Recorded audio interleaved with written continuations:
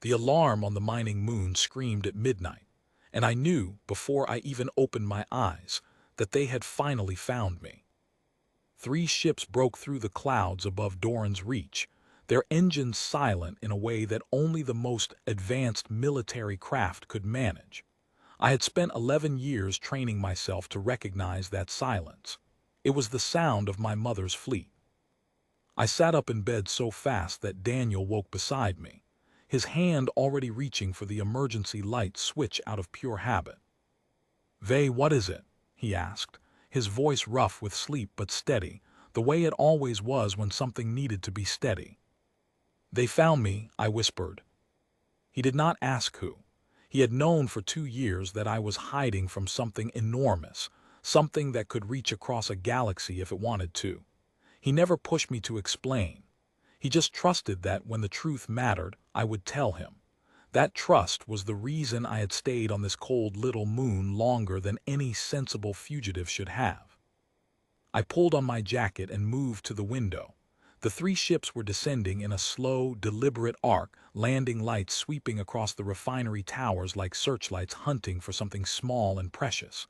I recognized the hull markings even through the dust in the air. Thal Korath Intelligence. My mother's personal search division, not the regular fleet. Not soldiers who would simply grab me and drag me home. This was worse.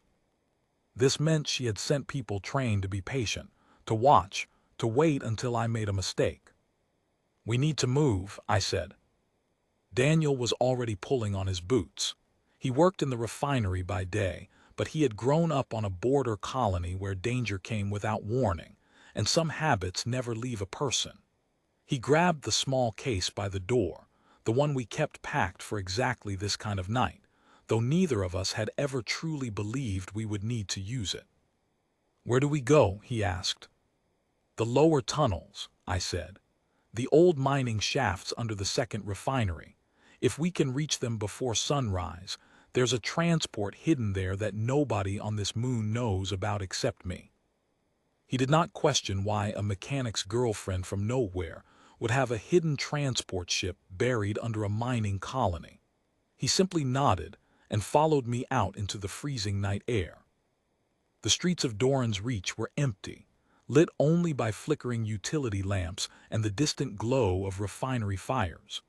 Every step felt loud against the metal walkways. I kept glancing at the sky, watching the ships settle onto the landing platform near the town center, their ramps lowering with a hiss that carried across the whole colony.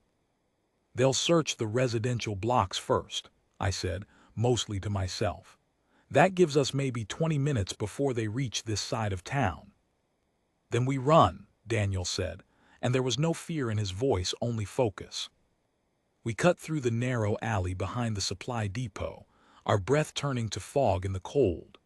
I could hear voices now, distant but growing closer, calling out instructions in the clipped, formal language of Korath command officers. My chest tightened. I had not heard that language spoken aloud in 11 years, and every word of it dragged me backward into a life I had worked so hard to leave behind. A beam of light swept across the alley entrance behind us. We pressed ourselves against the cold metal wall, and I felt Daniel's hand find mine in the darkness, gripping it tight, grounding me the way he always did when the world felt like it was spinning too fast. "Not yet," he whispered. "Wait for it to pass." The light lingered for 3 long seconds before moving on. I let out the breath I had been holding. We reached the maintenance hatch behind the second refinery just as the first hint of gray light touched the horizon. The hatch was rusted and stiff, but Daniel forced it open with the same strength he used every day to wrestle stubborn machinery into submission. Below us, a staircase spiraled down into darkness. "After you," he said. The tunnels beneath Doran's Reach had been abandoned for decades, ever since the deeper mineral veins ran dry and the company sealed them off. I had found this place 2 years earlier while exploring, back when I still needed to know every possible way off this moon in case my past ever caught up with me. I never imagined I would actually need it. Our footsteps echoed against the stone as we moved deeper, the sound of the search fading above us with every step. Small lights embedded in the walls flickered to life as we passed, an old automated system still clinging to a shred of power after all these years. "You built an escape route," Daniel said quietly, not quite a question. "I built a life," I answered. "The escape route was just insurance." We reached the old cargo bay 20 minutes later, and there it was, exactly as I had left it. A small transport ship, barely large enough for 2 people, covered in a thin layer of dust but still fully operational. I had spent months quietly repairing it in secret, telling myself it was simply a hobby, never admitting that some part of me always knew this day might come. Daniel ran his hand along the hull with the practiced eye of someone who understood machines. "This is Korath engineering," he said. "Old military grade. Who are you really?" I turned to face him, and for the first time in 11 years, I did not feel afraid to answer that question. "My name is Viserion Thal Korath," I said. "I am the daughter of the Empress who rules 1100 systems. I ran away when I was 17 because I could not survive a life where every hour of every day was already planned for me before I was even born. I came to this moon because nobody would ever think to look for a princess in a mining colony. And then I met you, and for the first time, my life finally belonged to me." He did not step back. He did not look at me with fear or with the calculating distance I had always imagined a Korath noble would show upon learning such a secret. He simply looked at me the way he always had, steady and warm, as if the words had changed nothing about what stood in front of him. "Okay," he said, "then let's get you somewhere safe." We boarded the transport, and I began the launch sequence with hands that trembled slightly despite years of preparation. Above us, I could hear the muffled sound of search teams entering the refinery grounds, their voices growing more urgent as they realized the town had been searched without success. The engines hummed to life beneath us, and the hidden bay doors above the cargo hold began to grind open, revealing a narrow shaft leading up toward the surface on the far side of the colony, well away from where the search ships had landed. "Hold on," I said, and the small ship shot upward through the shaft, breaking into the open sky just as the sun crested the horizon. Alarms immediately lit up across my console. They had seen us. 2 of the 3 search ships broke formation and rose to intercept, their engines roaring to life with a speed that made my stomach drop. I had built this transport for stealth, not for outrunning military vessels designed for exactly this kind of pursuit. "They're gaining," Daniel said, watching the display beside me. I pushed the ship into a steep climb, weaving between the tall refinery towers, using the industrial structures as cover the way I had once used palace corridors to slip away from my tutors as a child. Every maneuver bought us seconds, nothing more. "There's a comet field 2 minutes out," I said. "If we can reach it, their sensors will struggle to track us through the debris. And if we don't reach it, then we find out how good these pilots really are."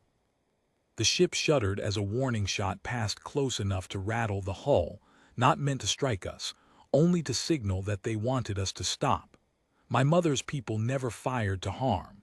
They fired to persuade.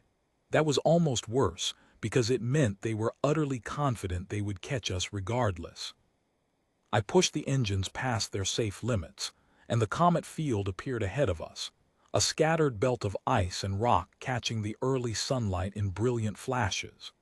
I guided the ship into the debris at a speed that made Daniel grip his seat, weaving between tumbling ice boulders with a precision I did not know I still had in me. Behind us, the pursuing ship slowed, their sensors flooding with false readings from the icy debris. One by one, the warning signals on my console faded until only silence remained. We drifted quietly among the comets for nearly an hour before either of us spoke again. "You could have told me sooner," Daniel finally said, though there was no anger in his voice, only quiet wonder. "I was afraid," I admitted, "not of you, of losing this, of losing the only life I ever chose for myself." He reached over and took my hand again, the same way he had in the alley, grounding me completely. "You didn't lose it," he said. "You're still choosing it. Right now in this ship running from an empire, you are still choosing this life over the throne. That has to count for something." A soft chime interrupted us, a single incoming transmission cutting through the static of the comet field. I recognized the frequency instantly. It was a personal channel, one that only my mother would know how to reach. I hesitated, then opened it. Her voice filled the small cabin, calm and steady despite everything. "Viserion," she said, "I am not here to force you home. I searched a galaxy because I needed to know you were safe, not because I intended to drag you back to a life you clearly did not want. Please, just let me see for myself that you are well." I looked at Daniel, and he gave me a small, encouraging nod. "Send your coordinates," I told her. "Come alone." Hours later, a single shuttle descended toward a quiet clearing outside the colony, far from the search teams, far from any ceremony or formality. My mother stepped out alone, exactly as promised, and for the first time in 11 years, I walked toward her without fear. She looked at me, then at Daniel standing beside me, steady as always. Something in her expression softened in a way I had never seen before. "You found happiness," she said quietly. "I found a life that is finally mine," I answered. "And I would like you to be part of it, not as my Empress, but as my mother." She reached out and took my hand, the same way Daniel always did. And for the first time since I was 17 years old, I felt the enormous weight of expectation lift completely from my shoulders. The search was over, not because they had captured a missing heir, but because a mother had finally found her daughter, happy, whole, and free.